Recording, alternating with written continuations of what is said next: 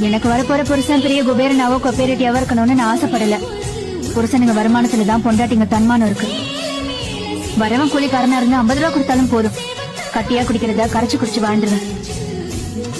நீங்க உங்க மனசுல பட்டதை எப்படி சொன்னீங்களோ அதே மாதிரி என் மனசுல பட்டதை நான் சொல்லிட்டேன். முடிவை நீங்க தான் எடுக்கணும்.